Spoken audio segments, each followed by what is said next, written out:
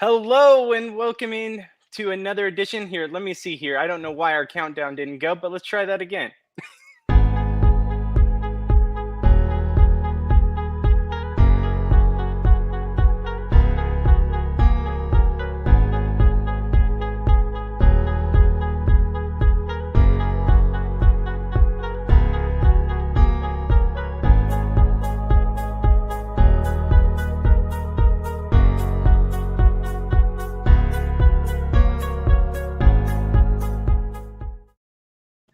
Okay, I don't know why it did that one, but let's go with it. Welcome into another edition of Reality NSFW here for Big Brother Celebrity 3. We're happy to be back. It's been a long off season, but we are back in the house. It's preferably we'd like to be in that house, but we're in our houses bringing you all the coverage about Big Brother Celebrity. And I'd like to welcome in my good friend for another fantastic season, Brent Wolgamott. Brent, how are you doing?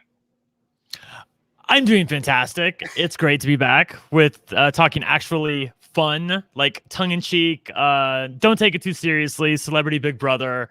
It's just nice to have some really kitschy ridiculousness on my television again, and watching these celebrities plot and scheme against each other, even in the little bit of time that we have with them tonight, was really a lot of fun. And I loved watching that crazy competition.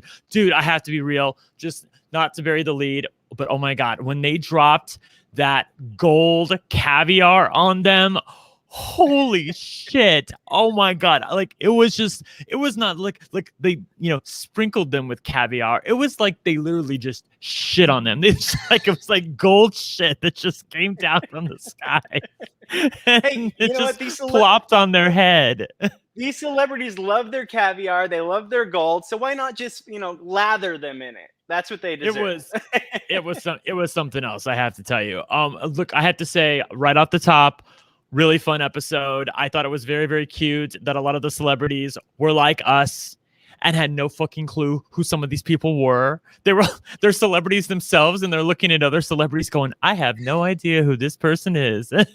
So which is what we all were doing when we got this cast, because of course our expectations were up here, but then when we got the cast list, it's always like that. I know, but still, we were hoping for New York and we didn't get New York. It's like it's a crime at this point that she's not on our TVs, but still, it's a really fun cast, and I'm excited to see what happens. I would say, again, right off the top, I'm really excited for the season. Even here's the thing, I saw somebody, I think it was on Reddit or Twitter, or it was maybe on Reddit and then it was on Twitter, who said this, and I have to agree. It's not that I need to know who these people are. It's that I need to know that they care. That's the thing. I don't give a shit if I don't know who they are. I need to know that they give a shit about the game. And it seems like they do. So I feel like we're winning so far. Yeah, like you said, I didn't have high expectations. I never do for Celebrity Big Brother. But just like you said, we don't know any of the house guests majority of the time going into the regular Big Brother house. So why should we have these expectations that, the cast isn't spectacular, that they're not going to bring us everything we want? We don't know that. We don't know anything that these people are going to bring, because every cast is individual to itself. So we cannot say, just because we don't know them or they're a low level, celebrity doesn't mean they're not going to bring it on our TV screen. So I was actually excited about this cast, like how you want New York and how everyone on Twitter wants New York. That's how much I wanted Johnny Fairplay. He would love for me to say that. That's how much I wanted Johnny Bananas. But I unfortunately still don't get Johnny Bananas on my TV. And I know a lot of people want to see that, but we do have a stellar cast. I was very excited about this cast. I would just say if Bananas was on this season, I would have been just as excited, because I'm one of the few people. Shouldn't say few, because I know Morgan from Celebrity or from Big Brother Over the Top was dating him for a hot minute. He's hot as hell. So if he was on this season, I would have loved that, because I think Bananas is hot as hell. But he's not, and we're left with these 11 people, and we can talk about them. It's going to be a lot of fun. Let's get into it. So we didn't get to do a cast preview. Unfortunately, our schedules didn't line up. We really wanted to bring that to you guys, but unfortunately we couldn't make it work. But we decided we're going to give you an extra special premiere show where we, talk about the cast and then talk about the episode. So let's get into it. Let's just go in order of when the people came into the house. So let's start. Can I just say, Did you love the way they did this? This was very like Loved Big it. Brother Over the Top, where they had them come in one at a time. And I have to say, I wish they would do it like this all the time for anything where we, sort of know these people, because this was a lot of fun. I loved watching these people come in one after the other, greeting people at the door. Carson's like the maitre d', greeting people, showing them to their rooms, letting them know where things are. I really thought everything about this worked really well. I really prefer this method, even over how we've seen the last couple of Big Brothers due to COVID seasons start, where they bring in a bunch of people at one time and then they have them do a competition. I prefer this method over anything else. I think this is the perfect way to do it. You get a little taste of them meeting each other for the first time, and then you get them interacting and saying stuff behind screen in the diary room. So I think this is the best of every world possible. Yeah, I really loved it. Okay, let's talk about Carson, because he's like I said, I already brought him up. He was the person who was leading everything. He was the first person in the door.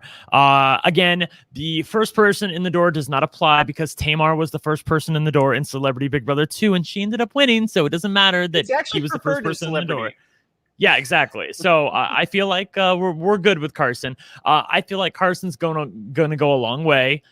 He certainly knows how to play the game. He seems like he's set up well. He knows quite a few of these people. I am a little worried that other people may know that he knows these people. He didn't seem to hide it very much, but maybe on the other hand, he didn't think he was going to be able to, and that may be the best way to play it. So I do feel like, I remember when I played Sequester and there were people who knew each other or had played other games before together. Nobody hid anything, and I feel like that was probably the best way to do it, because somebody probably is going to remember that you know somebody, and if you get caught in a lie, it's going to bring a lot more attention than if you're just obvious about it and honest about it from the start. So I feel like that's probably the best way to go about it, now that I think about it. I thought it was very smart on Big Brother's end to have Carson be the first person in the house, because he's such a ball of energy. He's someone that's not going to make it awkward. It's not going to be something where the first person walks in and it's very awkward and silent between the two. He's going to be up there in your face, hugging you, loud, boisterous, everything that you want. And I think that's what they knew they had to do, especially with these celebrities. Get someone in there that's going to liven it up and make everyone, just excited to be there. And get someone in there who actually knows who the fuck most of these people are. Yes, that's the other thing. big thing. Carson knew everybody. As he said in the confessional, he's like, I'm a little bit of a celebrity hoe. So he's been around town. He knows who most of these people are. All of these D-listers, like, he knows who they are. So come on. Like, I thought it was great. Like, if you put someone like Chris Kattan as the first person coming into the house, I feel like then you'd have been in a lot of trouble. So the fact that Carson was first in was great. So Carson, we obviously know him from Queer Eye for the Straight Guy, the original Queer Eye for the Straight Guy. And I didn't watch that show back in the day, but I have seen him on Celebrity Apprentice and a couple of other shows leading up to this point. So I am familiar on RuPaul's. I've seen him on everything. So I'm familiar with him. If not, all of his work, I know some of his work that's definitely been in the mainstream. I mean, the guy is on everything. You can see him at award shows, on TV shows, as judges, whatever. You see him on everything. So I'm excited to see him. I think he's going to do very well this season. I think everybody loves him. I think he's the perfect player to possibly make a deep run at this game. He really is taking advantage of knowing people before even walking in this doorstep. And I just think that he's someone who I could see possibly winning this game down the line. Yeah, I feel like he's one of the chalk picks. I will agree with you. He's like Meryl Streep in Death Becomes Her would say about Carson Kressley. Carson Kressley goes to the opening of an envelope. Okay, that's how much he gets around town. Okay, that's the real tea on Carson Kressley. I will tell you that I didn't tweet this because I was like, this would be better to save for the episode. I've actually dealt blackjack to Carson Kressley. He came to my casino. Yeah, he came to my casino about 6 years ago, right at the tail end of Queer Eye. Again, the time may be a little off, but I remember that it was like at the tail end of Queer Eye, and he played blackjack with me. He was like playing $25, $50 a hand. He was playing out in the regular pit. He wasn't in the high limit pit with all of the high limit people. He was just out in the regular pit with everybody else. And he was having a good time. I remember he was a good tipper. He wasn't a jerk or anything. And, he was a lot of fun. So I'm sure, he seems personable enough, as you could tell from this episode, where he's going to do very, very well. And Yeah, that leads us to the second person who he got to greet, who came in, Cynthia Bailey, who I thought it was fantastic that they set this up the way they did. They obviously know that Carson knows Cynthia, and they had her come in second. And then we got a little bit of scheming right off the top. I loved it. Yeah, I felt at first when we saw her intro video, I was like, oh, is she just here to promote? Because she was like throwing out all of her different things that she does. I was like, is that what she's going to come here to do, is just to promote her businesses and then hopefully spend a couple days in here, get a paycheck and get out?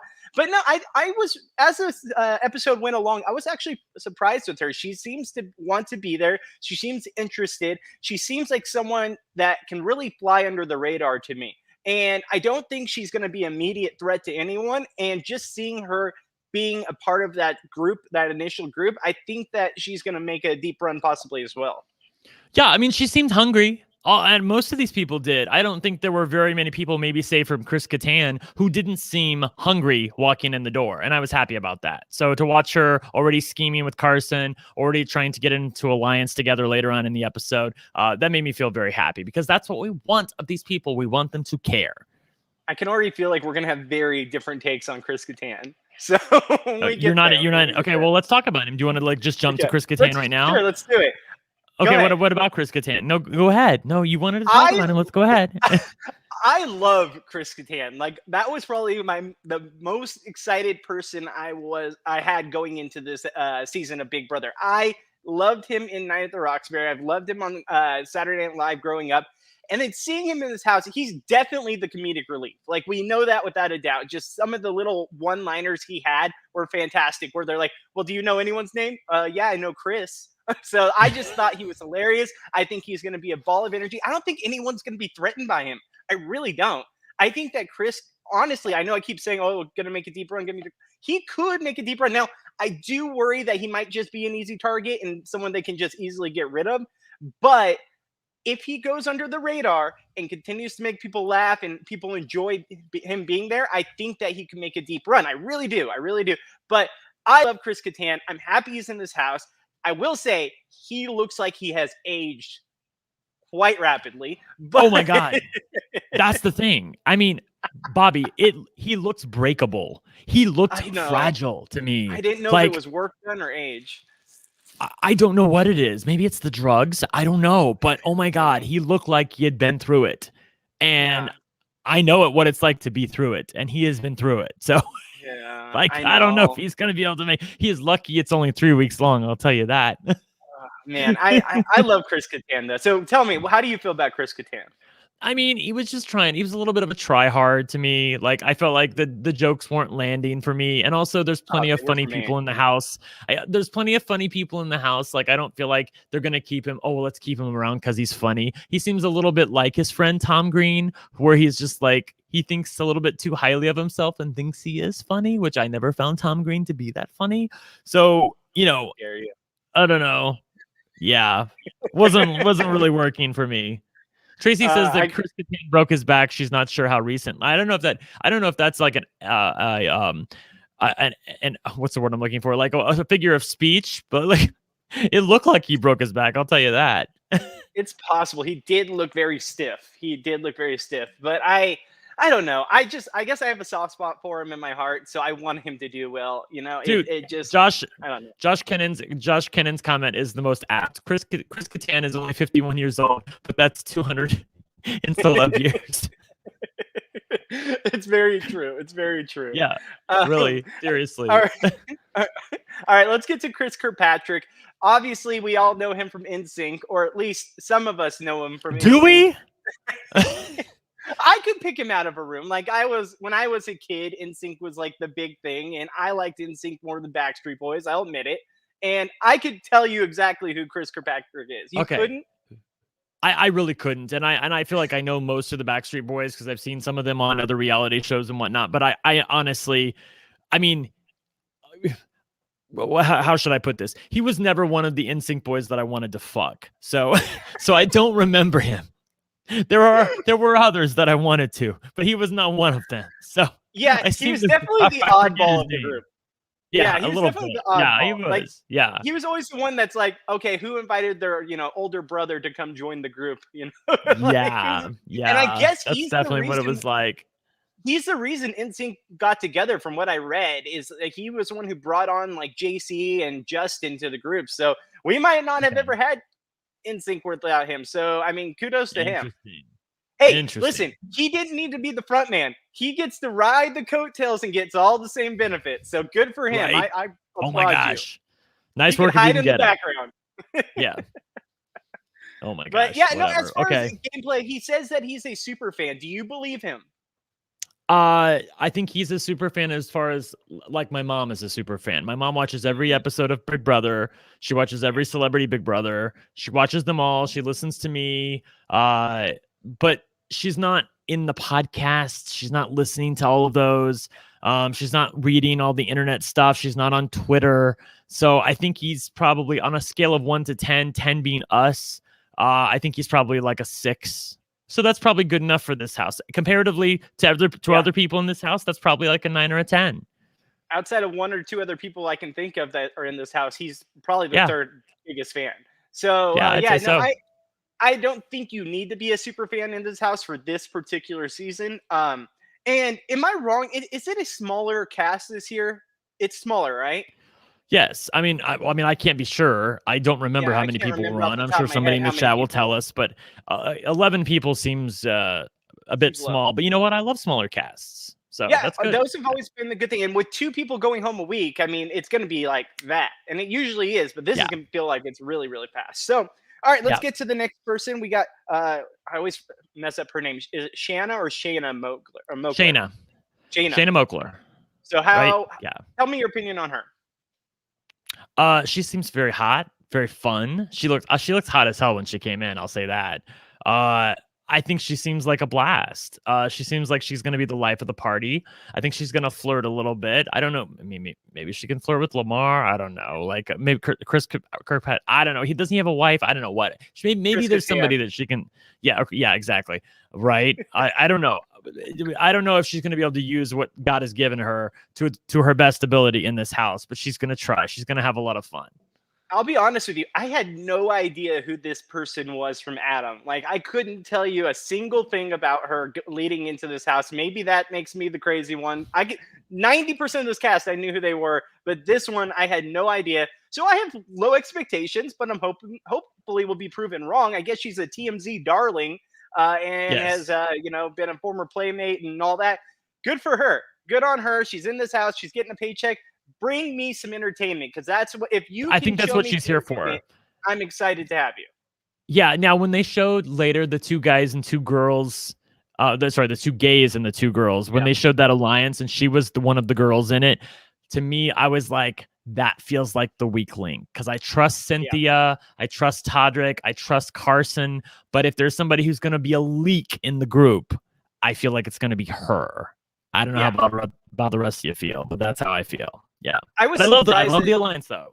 I do like the alliance, but I was surprised that she was a part of it, because I just felt like, what's her connection to the other ones? Like, I get Carson knows everyone, but what are her connections to Cynthia and Todrick? That I don't know. So if there's nothing there, there's nothing really sturdy to hold on to, in my opinion. Yeah, I'm not sure. I mean, it's just a leap of faith at this point. They needed a 4th and they found one, so we'll see. Yeah, so next, let's get to the next cast member, and possibly first boot of the season, in my opinion, in Todd Bridges. Todd Bridges, love him to death. I was a little before my time, him on TV, but I do know who Todd Bridges is. I know Gary Coleman was, and, RIP, but I definitely couldn't say for a fact that I would know exactly what kind of game he's going to play. We saw him sit out of the first competition. Something a lot of people that know how to play this game probably wouldn't do, especially when there's no guaranteed safety. So I don't really have high expectations, and I do worry that he could be an easy target right off the bat. I'm so unsure. I'm on the fence. What's your opinion on Todd Bridges? I don't think he's going to be the first boot. I don't think they're going to be that cold for the guy who willingly sat out and gave up his one opportunity to win. I don't think they're going to boot him as the first boot on Friday. And remember, they've been in the house a week. They moved in last Wednesday, and they're not going to do the first eviction until this Friday. So that's a week and 2 days that they're going to have. Now, I don't know when nominees came down. I don't know when the veto happened and all that. I'm going to guess it's more on a pretty regular schedule. So maybe the veto happened on, like, say, Monday. But I don't think that he's going to be the first person. But then again, if he annoys people, it's definitely possible. I can see a lot of people saying that they're probably going to look at that competition and go, he would have never won that anyway. It would have been like, like people on Survivor, when they give up their chance to win a challenge for food, they weren't going to win anyway. So does it really matter? So yeah. By the way, it is Shayna, according to Shannon. Shayna. Okay. Yeah, Shayna. I'm gonna probably botch that again, but I apologize in advance. But Shayna, we're happy to have you. I'm excited to see what you can bring. And Todd Bridges, I just worried that he's an easy target just because I don't think he's as competitive as the rest so far from what I've seen. Now, he could prove me wrong, but from what I see, I don't think his heart's fully in it. That's why I'm worried about him. Well, right, I don't think he's going to be the first boot. I think it's going to be somebody else that we're going to talk about, which is Teddi Mellencamp. Based on the interactions that they had there at the end of that competition, and the fact that I felt like we were getting a little bit extra from Teddi Mellencamp throughout the episode, I felt like the producers were setting her up for a quick storyline. So I do feel like she's probably going to be one of the nominees. Now, whether she ends up as a nominee at the end of the week, with this power floating around and the power of veto, who knows? But I do feel like she's going to get initially nominated. Absolutely. I do agree with you. We can just get into her real quick. So Teddi Mellencamp, obviously this daughter of John Cougar Mellencamp, and former house, or she is a current housewife on I don't know. I don't watch. I don't know. The chat can tell us. I don't watch the Housewives. I'm one of those gays that doesn't watch the Housewives. I've never watched the Housewives. You know why I don't watch the Housewives? Because it's not a competitive reality program. It's just like people being bitchy, which I don't care for that. I like to see actual competition. That's why I watch Drag Race. That's why I watch Big Brother. That's why I watch Survivor, because there's people actually competing for money and stabbing people in the back. The Housewives, it just doesn't do it for me. So she is on that. I don't know if she's currently on that, but at least she was. She seemed a little bit cunty. I don't know about how you felt. She did seem a little bitchy on the episode, and maybe other people were picking up on that. So I don't know if she's gonna last long. We'll see. Yeah. I'm one of the straights that doesn't watch Housewives either. So don't worry. I get it. I'm not, my fiance doesn't make me watch that. But I will say this.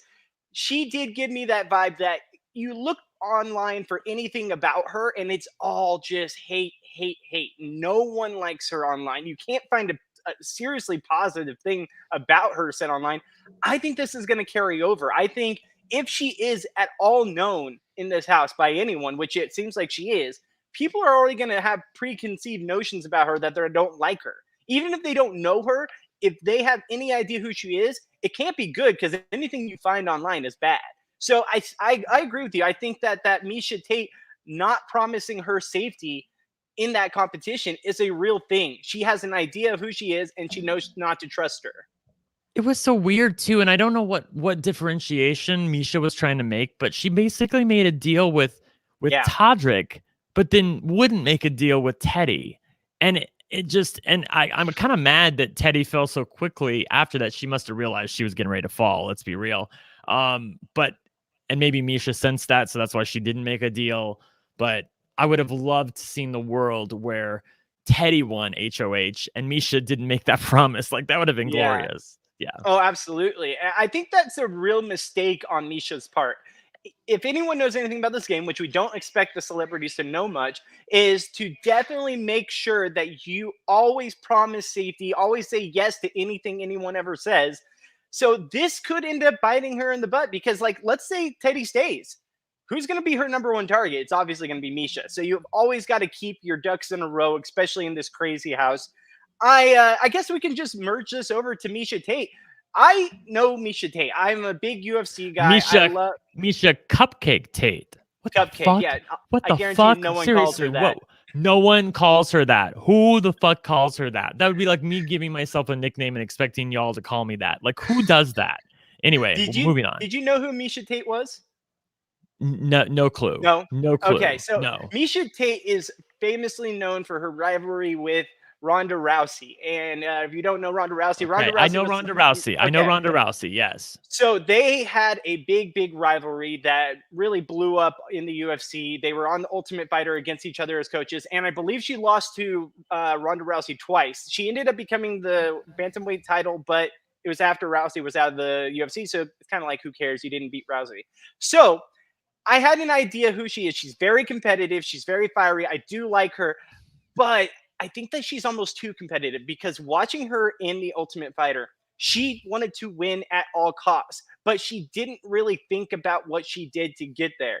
Ultimate Fighter is not like Big Brother. It's not where you're trying to be strategic or anything, but watching her and seeing the similarities of what you can bring the Big Brother house to the Ultimate Fighter, I don't like what I saw in the Ultimate Fighter that's similar to Big Brother, if that makes any sense at all. So I think that she's going to go too hard, too quick. People are going to see that she's a threat, and she's going to burn out real quick in this house. I do like her. I know she's a strong competitor, but you can't win every competition. It's just not possible. Yeah, I know. But I did, just going by entertainment alone, I did love the fact that she was maybe one of the lesser known people in the cast, and she was like, "Fuck it, I'm gonna win HOH, and I'm gonna, I don't care who I have to go through to get it." And I love the fact that she wasn't like the fact that she was so cold to Teddi and wouldn't make a deal with her in front of everybody after she just made a deal with Todrick. I thought was so fucking cold. And I loved it. Like, I absolutely loved it. Now, whether or not that's a good idea for her longevity, I can't tell you. But as far as entertainment goes, I was here for it. She gets, it's thumbs up for me, for Misha tonight. I'll tell you that. Yeah, I just don't think she's going to have the long game. But, hey, I'm excited to have her because I actually know who she is. And I'm excited to watch her play this game. So, okay, let's get into the next one. Todrick Hall. I've been wanting to watch Todrick Hall play ever since last summer when we saw him basically house all of the Big Brother house guests after the game, basically adopting each and every one of them, and he might have held them hostage. We don't know at this point. They said that they were there enjoying it, but we don't know. So let's just say this. Yeah. He got so much positive press out of hosting the Big Brother 22, 23. Oh, it all blends together. 23. It was 23. The Big Brother 23 people. Yeah, last season. Also Taryn came over there as well. Taryn was there for a spell. And he had everybody over at that house. I'll tell you. And it's a beautiful house. I have to give him that. It's a gorgeous house. But he got so much positive press out of that. More positive press than I think he's ever gotten. Because let me tell you, I watch him a lot. I learned about him from RuPaul's Drag Race. I don't really love him on RuPaul's Drag Race. I don't know why he just doesn't hit me with what I need from RuPaul's Drag Race.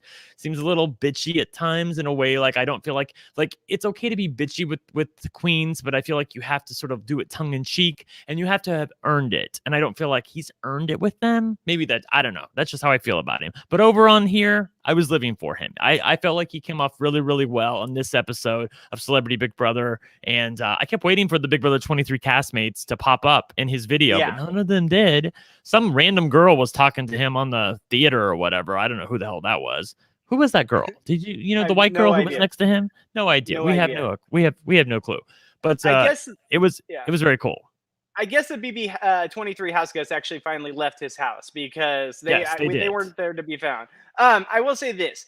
I don't think he'd be in this cast or in this house if he didn't do that last summer where he housed all those BB23ers, because I'm sure some of them convinced him to try out for it, or I don't know if they try out, but basically talk to their agent about getting him on the show. I don't think we would have had him had that experience not happen. Now, let me say this.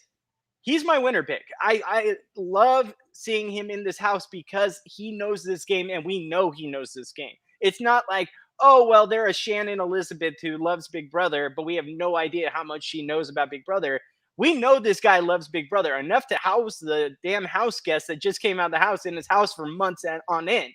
He's obviously a super fan. He obviously knows what he's doing. He talked about Derek. He talked about Dan. He knows this game.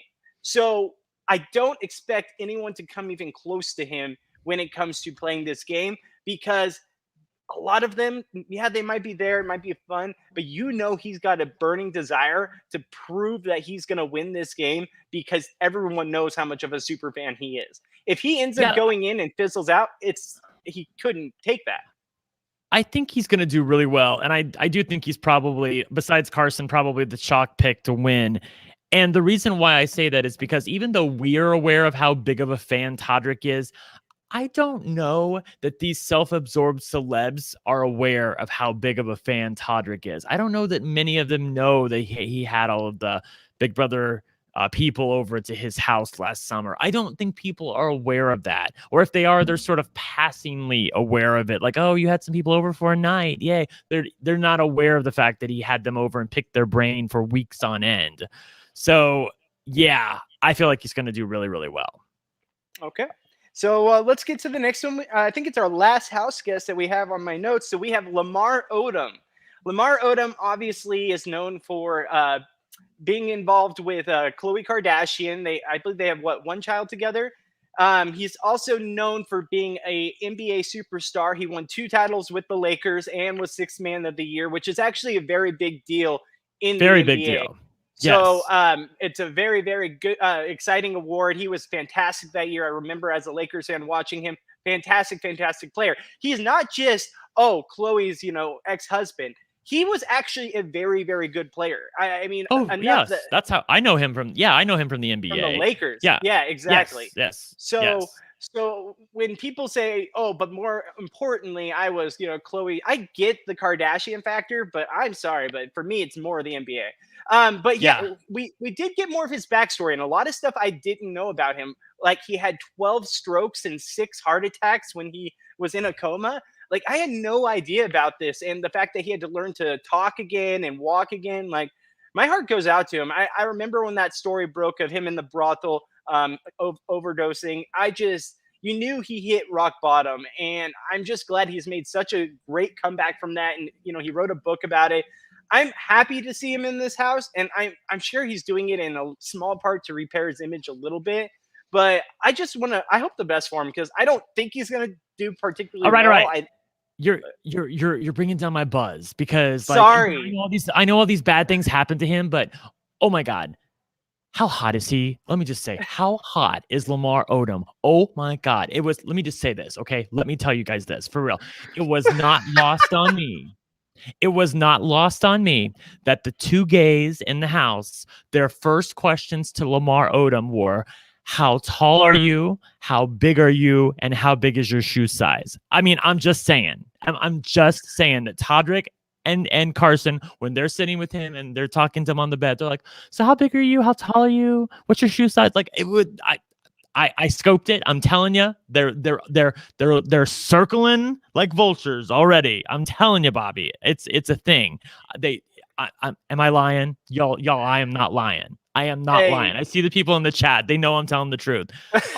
But yes, besides the fact that he was really, really, really hot, he seems like a lot of fun, and he seems like he doesn't take himself too seriously. And I don't know if he's gonna win, but he seems like he's gonna be there to have a big time, and we want that. It's like, again, we just want people to have a good time, have a big time, and care.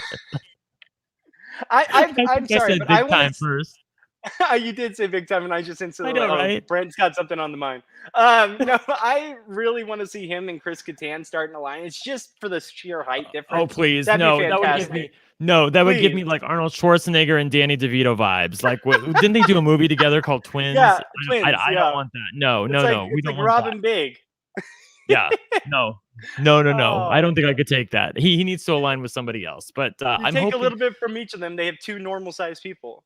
Right? Yes, exactly. I do feel like he's going to be around a while. I don't think they're going to want to get rid of the guy who was married to Khloe Kardashian like during the first week. So I feel like he's going to be pretty safe. By the way, you did forget about somebody. Oh, did I? Oops. Tell me. Who did I forget? You did. You forgot about Mirai Nagasu. Oh, yes. I'm so sorry. She went. She is right. And of course, I'm the figure skating gay, so of course I noticed that you forgot about no Mirai idea Nagasu. who this person is. So go ahead. You have really. I shut your mouth. Oh my God, the fact that you don't know who Mirai is. You're the figure skating guy. Go ahead. You take this one. Mirai Nagasu happens to be the first American woman to land the triple axel at the Olympics. But a lot of people thought it was Tanya Harding. Bitch, she never landed it at the Olympics. She tried. It didn't work, let me tell you. Other people have tried.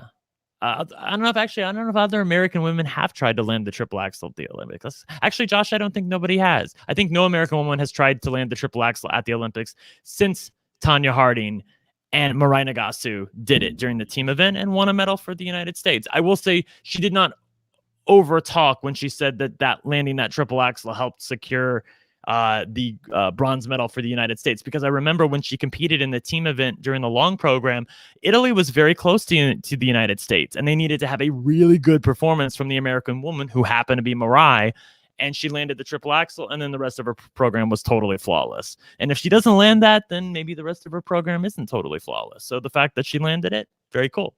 So yes, she is the first American woman to land the triple axel at the Olympics. And I do also remember that in 2014, she actually qualified for the Olympics, but she was passed over by somebody else. So that ignited that competitive fire in her to really get back to the Olympics in 2018. And I think she can use that competitive fire to win Big Brother. I do remember reading her interview beforehand, and she had answers that were unlike other people. And they were answers that you and I would give. They were very super fanny answers that she knew what not to do. She knew what to do. She knew how to scope out alliances. She knew what to try to make people believe and how to talk to people and get them to open up to her. So if there's a winner other than Carson or Todrick, I think it's Mirai. Yeah, so I do think she's going to be very strong in this house. We watched Misha Tate basically say, that's my competition. That's the person I'm most worried about that could easily beat me, because she is a figure skater, because she's an athlete. She's going to be fantastic in competitions. She's another one I don't know. I don't know enough about her, and I don't know enough about what the house guests think of her to really garnish an opinion just yet. Garner an opinion just yet. But I like to garnish an opinion. I work in a restaurant, okay? Garnish is on my vocabulary. Garner an opinion. And I just think that she could be sneaky good. She could fly under the radar, like I've said about I think she will. People. Now, I do have a question. This is about the Olympics. How did she land the triple axel and still only get the bronze? Is just Russia that damn good, or Canada? I'm assuming those are number 1 and 2. Because of two things. Number one, it was the team event, so there were other people competing with her. She was just one of 4. And number two, the Russian who was competing that year, who was Alina Zagitova, she actually scored higher than Mirai during the free program and did not have a triple axel. But the way figure skating is scored, they score each element. And even though Mirai's triple axel was amazing and she got good points for it, her other elements, her other jumps, not quite as good, and her spins and her footwork and all that, not quite as good as Alina Zagitova's was. So that's why she got second place in the team competition and a third place medal overall. Seeing all your pictures on Twitter and stuff about you at these skating competitions, I knew this was the one that was up your alley. Definitely not mine. My Winter Olympics ends with Shaun White, and that's about it. So, who I've met multiple times, a very nice guy. Excellent. All right. So let's get into this episode. Now that we've gone over the cast, I actually, like I said, I'm excited about this cast. I think this is going to be a fun cast to watch. I think that they don't take themselves too seriously. I think that this is going to be a fun competition that's going to go by in the blink of an eye. Now, we did talk about it a little bit. We have the Girls and the Gays alliance with Carson, Todrick, Shanna, and Cynthia. Early thoughts. Do you think this is gonna? I know you said a little bit about how Shayna's gonna, be the straw that breaks the camel's back. Do you think this has any longevity? I don't know that she's going to be, but I'm just saying if there is a leak in the alliance, I do think it's going to be her. But I do love the alliance, and I do think it has legs. I do think that they know each other well enough, and that's the thing where I feel like Carson is set up really well, because everybody is in the alliance because they know Carson. Like we said, unless I'm missing something, I don't know where Shanna knows Todrick or Shanna knows Cynthia, but they all know Carson. So everything's set up through Carson. So that could lead to really, really good things for him. I love this alliance. I sort of love the fact that it's all of the best players, in my opinion, or at least the most fun players, and Cynthia and Shanna and Todrick and Carson coming together. I guess the only thing we're missing is Mirai. And whatever. Yeah. He's going to be out. He's going to be out first or second. You'll see. He's going to be out first or second. A wager on this. Yeah. I think he's out by Monday. How's that? He's out by Monday. Okay, I would bet you on that. Okay, cool. All right. Anyway, but yes, might I have love this insider alliance. I don't have insider knowledge. No, I don't. But I do love this alliance. And even though it's, the people that we all thought, it's Todrick and it's Carson, it's the people that we kind of rolled our eyes when we saw this cast. I love the fact that they're working together. And I love that Sheena's in this alliance. I think that really makes me happy. Yeah, I think that this alliance could be very strong.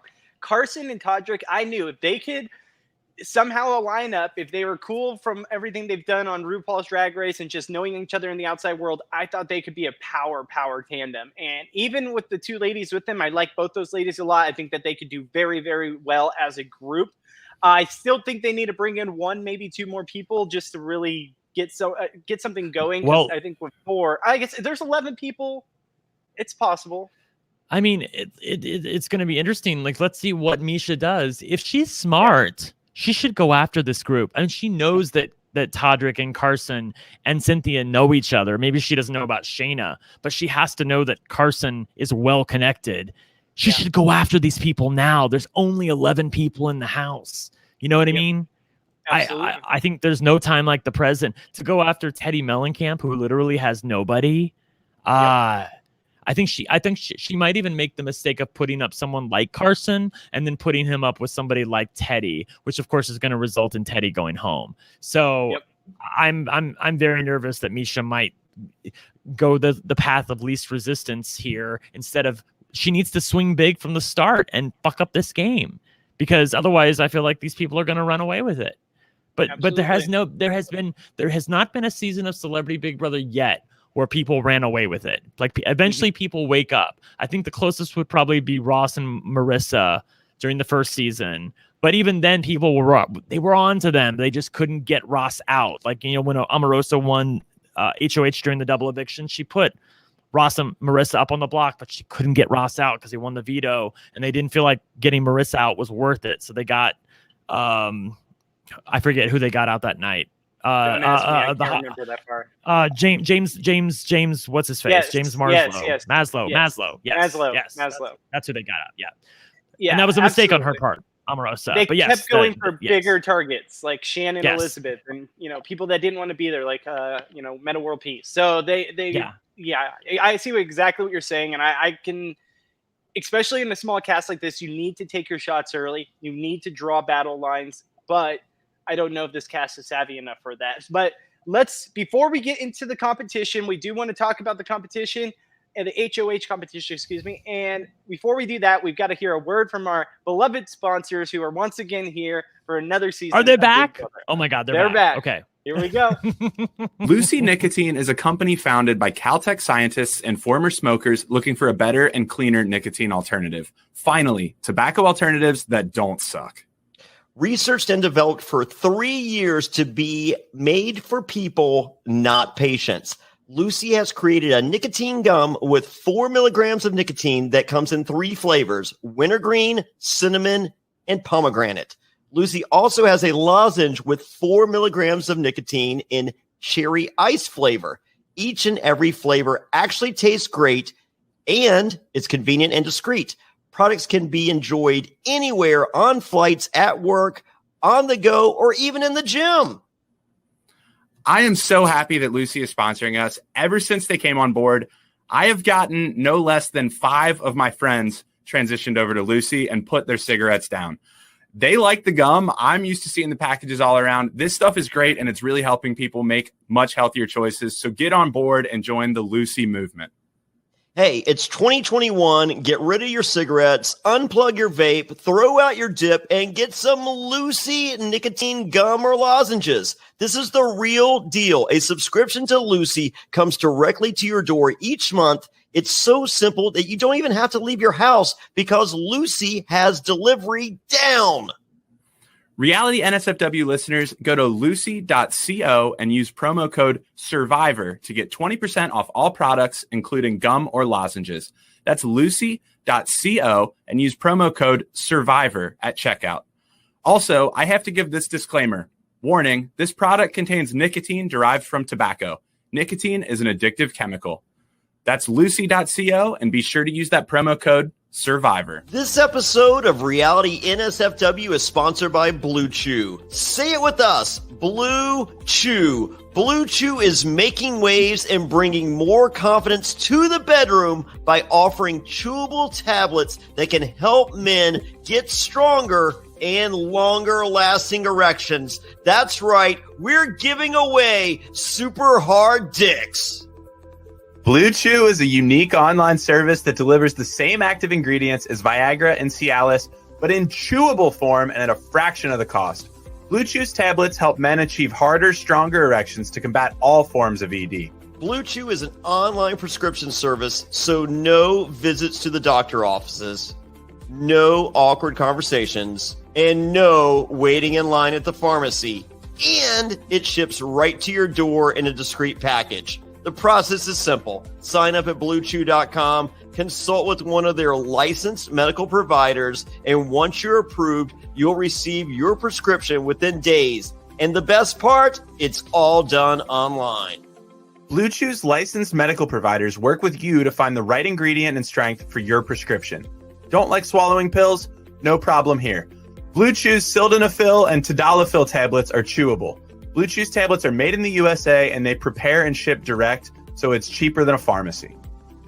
Hey, if you're looking to give that immunity idol to someone, or you don't want to be voted out of a crater, don't worry, Blue Chew's got you covered. So if you could benefit from extra confidence when it's time to perform, visit BlueChew.com for more details and important safety information. And we've got a special deal for our listeners. Try Blue Chew free when you use promo code SURVIVOR at checkout. Just pay $5 shipping.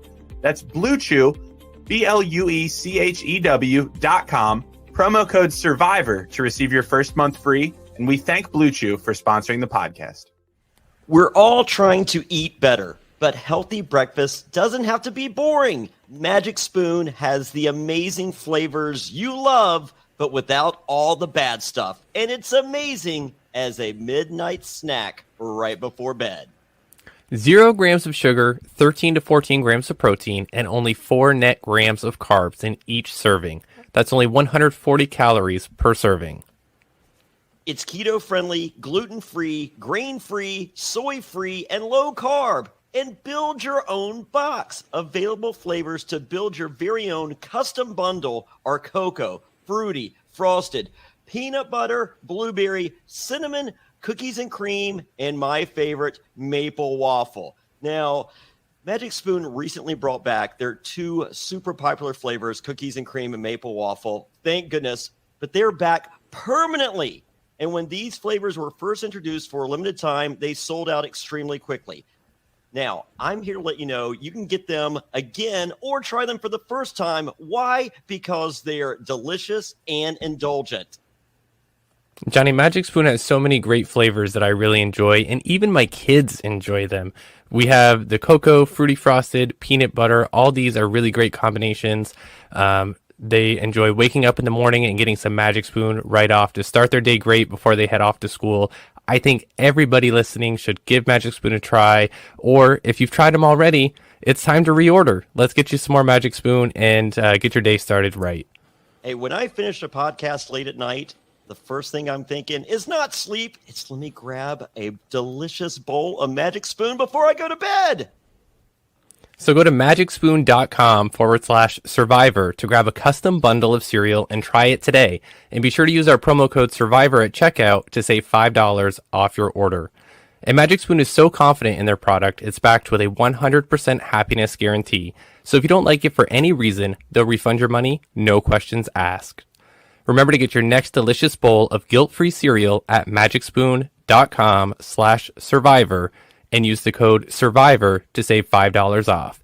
Thank you, Magic Spoon, for sponsoring this podcast. All right, guys. Thank you for hanging out with us during that commercial break. We always want to bring you the best entertainment, including our commercials. So we're happy to have those sponsors with us. Let's get back into the episode. And Brent, we come back from our commercial break and we find ourselves in the first HOH contest of the season. It's a costume wearing contest where they're hanging.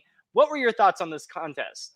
competition. So my first thought was what everybody else thought on Twitter, which is that some of these celebrities seem to have it easier than others based on the costumes that they were wearing. It didn't seem very fair. However, I don't really think that ended up making a difference in the long run, so I'm not really going to spend a lot of time on it. I thought the costumes were very fun, and it added a lot of ridiculousness to the competition overall. I thought it was very weird that they needed a quote master of ceremonies. I mean, like, Julie, what the fuck are you there for? What Julie can't say, we need some caviar. Oh, we need a little something to wash it down, or whatever. Like whatever Todd was saying, Julie could have said. I don't understand why they needed to have somebody sit out. Like, they seriously only have 20 straps, I guess, 2 for each person. Like, I mean, I got 2 straps in my bedroom that I could hand them right now. Like, I mean, come on. Like, what is this, CBS? I mean, do they not have money? Come on. Like, why couldn't Todd compete in this contest? I thought this was dumb. So I didn't love the fact that they made somebody sit out. Julie couldn't hang around these other lesser, celebrities amongst her. She had to get out of the building as soon as possible. So she didn't want to do the voiceover work. Yeah, that's exactly what happened. I don't understand why it was pertinent that they only had 10 people competing.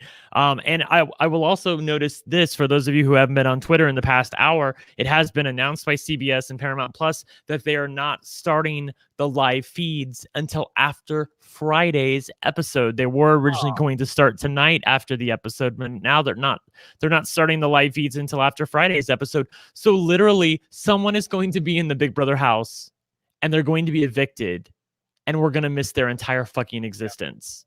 Yep. That's amazing to me. Never going to see them interact at all. That's strange, though, because I was just on the feeds an hour before the thing, and they said that it would be on in an hour. So something must have just changed. Maybe something's going on in the house. Who knows? Who knows what's going on? Because that seems really strange that they would change at the last second like that. Definitely a possibility. Yeah, so we'll hopefully get more information on that soon. If not, we'll find out on Friday. So we see the competition. We see them come out in their gala outfits, what have you. I get what they're going for. It made no sense to me why they had to wear these outfits in a hanging competition. I get that we need to not take it seriously and just enjoy the ride, but it would just seem strange to me. Some of the costumes definitely seemed to outweigh the others, or definitely were harder to wear while doing this kind of competition. So the balance of fairness wasn't really there. But like you said, Misha probably had the hardest outfit of them all, and she ended up winning the whole damn thing. I mean, she is a UFC fighter, so she probably had that one going for her. But what, in your opinion, do you think that we saw the best people competing in this competition last to the end, or do you think that we saw some people throw early and maybe just didn't say anything just yet? I mean, I think we saw the best people last until the end. I feel like Todrick really gave it his all. Teddi, I feel like, is competitive. She said it in her package. She's ultra competitive. Carson lasted until the final 5 or something like that. So I feel like everybody who was at the end was probably the movers and shakers of the house. I think the only person I was surprised about was Misha. And it does, as a figure skating fan, as I was talking to one of the people in the chat about, it does make me a little nervous, as it does other people, that she was really eyeing Mirai. She might see Mirai as someone who's sort of an easy target. Not many people know who she is if you're not a figure skating fan or you didn't watch the Olympics in 2018. Mirai is also kind of introverted. So I don't know. I'm a little worried about that. So I'm definitely worried for her too. Yeah, I hope she doesn't target Mirai. If she does, she's a fucking idiot. Like, there's an alliance that's right in front of you, and Carson and Todrick. How are you not going to target them? How are you not going to target them? She needs to target them. I will say this. I was very disappointed in my boy, Chris Kattan. Now, I didn't have high expectations by any means, but a minute, 23 seconds or whatever it was that he lasted? Like, come on. Now, the fact that I found out during the podcast that he broke his back, and who knows how recently that happened, does give him a little bit of leeway, but I expected more out of my boy Chris Kattan. I really hope they don't say, "Oh, you were the first 2 to drop," and it would be him and Cynthia. So that's alarming. So I would really hate for it to be you 2 fell first, so we're putting you on the block. We'll see what happens, but I definitely think that the strong survive to the end of that competition. I think Todrick's going to be a force, and I think Carson's going to be very good in competition. So It's exciting. It's really exciting to see these Well, people play. It also brings to mind the fact that she did make that deal with Carson or with Todrick that she wouldn't put him up. So it's not going to be Todrick. So the only person it could be if she goes after that particular group would be somebody like Carson, and I don't think she's putting him up either. So I feel like she's gonna go after Teddi, which is so dumb. It's so dumb. Well, she's also been known, obviously, in the UFC. She has rivalries with women, but she definitely has this mentality that you see in the Ultimate Fighter where she doesn't like certain women. So I could see that cattiness come out. So I definitely expected her first target to be a woman. That's why when she said that to Teddi, I was like, this makes sense. This really does make sense. Interesting, because I hear from all of my liberal friends on Twitter that like the whole like women hating on women thing, that's just a trope on reality television that doesn't really happen. So I mean, what the fuck? Isn't that real? Hey, I'm not saying it's a real thing. I'm saying I see her that way. Yeah. Anyway, so I don't speak for Twitter by any means. Stir in the pot, Bobby. Just stir in the pot. You're gonna get me in trouble. No, but I really think that she's gonna be a force. Misha's gonna be a force in this competition. She can continue to win.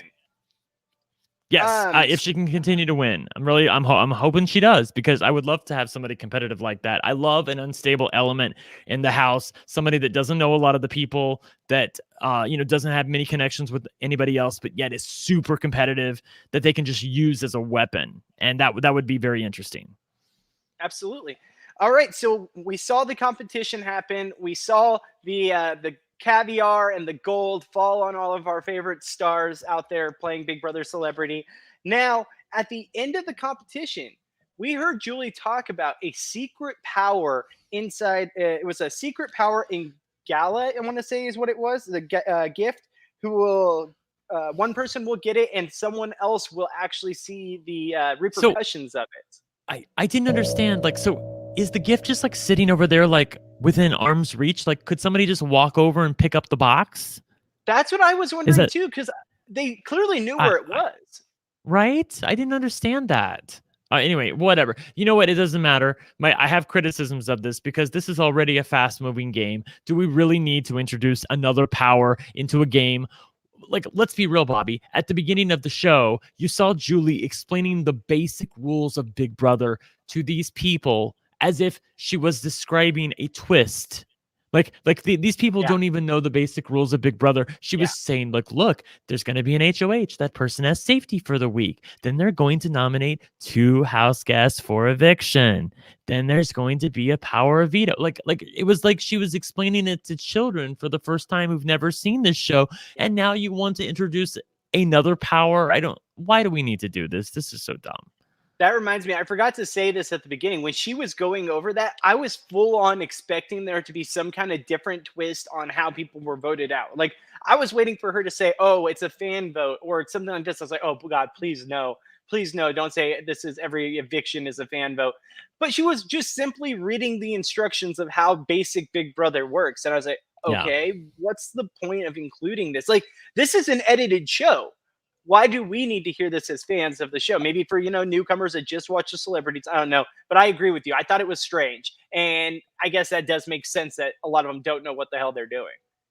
Yeah, so. I think a lot of them don't know what the hell they're doing. So somebody like Misha, who won HOH, unless she has a bug up her ass to target Teddi, which she might, or Mirai for that matter, because she was kind of eyeing her, I think she can potentially be used as a weapon for that major alliance. Again, that I think it's telling that this is a taped show. At the time of this airing, they've already been in the house a week, and the only alliance that we were shown was the 2 girls and 2 gays alliance. So it tells me that alliance has legs, that they're going to be one of the major power players in the house, and they're going to exert their influence on the HOH, in my opinion, or at least on the person who goes home.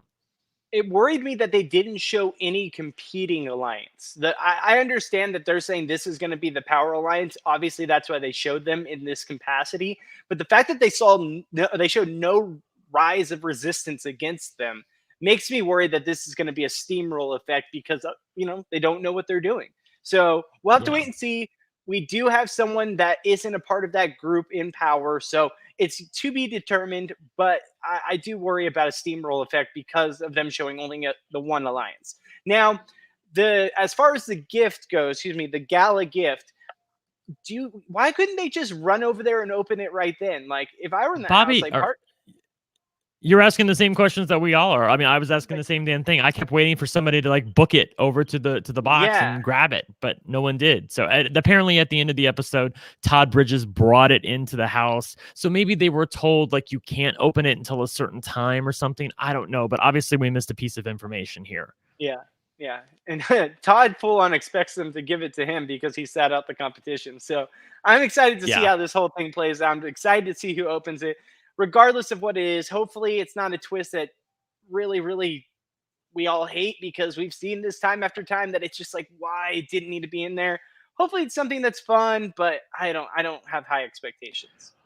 By the way, before we sign off tonight, I would like to also add, unfortunately, I have a little bit more bad news. Not only did they announce that we're not going to get feeds until after Friday's episode, but they've also announced that we may not even get feeds after Friday's episode. That it just says check back for more information after Friday's episode. So this is leading to all sorts of conspiracy theories on Twitter about like what really happened. Maybe COVID is screwing with the house. Maybe someone quit. Maybe they don't have a show for Friday.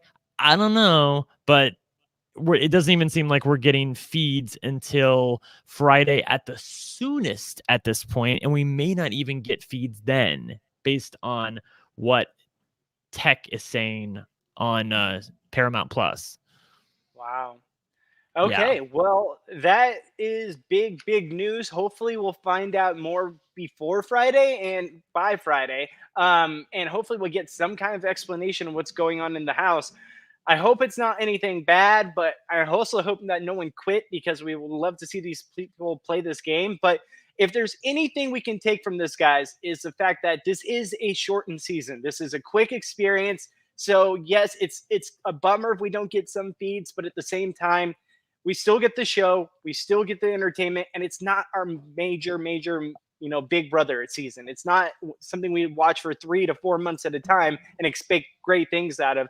This one right here, this is purely entertainment. So I'm just trying to be, on the good side of this whole thing. That, it is a shortened season. So what can you do? Yeah. All right. So before we get out of here, we do have a little bit of news for you guys. We've got to announce that if you guys are able to, we would love for you guys to check out JohnnyFairplay.com. Starting tomorrow, we have for the RealityNSFW Celebrity Big Brother t-shirts are going on sale. And starting tomorrow, you can get 20% off your order with code BB22 at checkout. So at checkout on JohnnyFairplay.com, get your Big Brother NSFW Celebrity t-shirts and get 20% off your order with the code BB22 at checkout. Definitely check that out. Yeah. Just to ask, like, I'm sure everyone's wondering this too. So wait, the code is BB22, even though we just had BB23? Did you double check that? Don't ask me. I don't make the code. Okay. Oh my God, I'm sure everybody in the chat was thinking the same thing. Oh my God. Okay, this must be like an old code he's using or something. But like, you know what? It's BB22. Even though we're going into eventually BB24. Sorry. I apologize. Not BB22. I apologize. Feb 22. I don't know why I said BB22. I had it written down right here wrong. Apologize. Let me say that over, guys. So okay, to get 20% off at checkout, it's FEB22, like February 22. Okay, checkout to get 20% that was off. Weird. I was like, even Fairplay would BB. have like an updated tag. You know why? Because earlier I asked Fairplay, I was like, was it BB or was it February? And I just had BB on the mind, apparently. I apologize, guys. That was 100% my fault. FEB22. FEB22 to get 20% off at checkout on your Big Brother Celebrity t-shirts. I apologize. That was a slip of the tongue on my part. Written down the wrong information. Oh, Bobby. All right. You can tell we're off to a great start. My brain is fried. Sorry, the 1-year-old's getting to me. All right. That's so okay. we also have other news. Brent, you want to talk a little bit about the Patreon just that we have going on? What can people find on the Patreon? Sorry, I'm putting you on the spot. I just want to get That's okay. correct news. That's okay. So you can, if you want to become a patron of Reality NSFW, I think it's $5 is the minimum on the group. I want to say that that's the minimum, but you can always check that out. You get access to the patron group, which obviously I am a part of. Fair Play and other people, including myself, answer questions and talk to the patrons as much as we can. And you get access to promo codes and patron get-togethers and whatnot for Reality NSFW get-togethers, especially during the Survivor season. I know Fair Play does a lot of those. I've been to a couple of them. They were a lot of fun. And if you want to check them out, you should join the patron group and be a part of it. Perfect. I couldn't have said it better myself. I appreciate you explaining that. My brain was fried after I screwed that one up. So I want to say, we are very excited to be back here for another season of Big Brother Celebrity. We're happy to just be able to talk about our favorite show with you guys each and every week on Wednesday about the celebrities, and hopefully, maybe going forward, more seasons of Big Brother. And Brent, anything else you want to add? Anything you want to say before we get off the air here? So this is going to be a very unique season covering this because obviously I work quite a bit, Bobby works quite a bit, but this season moves at the speed of light. So we're going to be covering it every Wednesday. I don't know if we've decided if anybody else from the Reality NSFW network is going to cover it any other days. Alex, who has podcasted with us before, he may try to do a show on Fridays or Sundays. I mean, I think it's up in the air at this moment. So the next time you see us, 2 people are going to be out of the house and we're going to have another new HOH. So it's going to be interesting covering it this way, but this is the best way we can do it. And I hope you guys are going to be along for the ride because it's going to be a lot of fun. Yeah, very excited to be here, guys. And we hope to bring you more content each and every Wednesday for this whole season and just give you guys the best coverage out there. Come join us following the episode every Wednesday at what is it usually at the same time? Is it 5 p.m. every single week this show starts? You're on the west, or you're on the West Coast, but yes, it's 8 p.m. is usually when 8 p.m. Eastern, 5 p.m. Pacific. Sorry. Yes. Yep. Perfect. All right. So then we will see you immediately after the episode on Wednesdays, and we're going to get out of here. So for Brent at One Lucky Gay, I'm Bobby Goodsby at Goodsby Bobby to make that even more confusing. We will see you guys next week. Thanks, guys. All right. Bye. And for more Reality NSFW content, visit adfreensfw.com.